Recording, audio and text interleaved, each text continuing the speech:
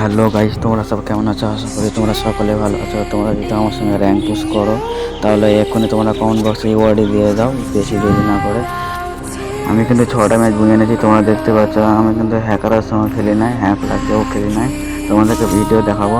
তো তোমরা যদি চ্যানেলে নতুন হয়ে থাকো তোমরা চ্যানেলটিকে অবশ্যই সাবস্ক্রাইব এবং লাইক করে থাকো আর ভিডিওটি শেয়ার করো। তো বেশি দেরি না করে ভিডিও শুরু করা যাক। Waiting for the final gates to open.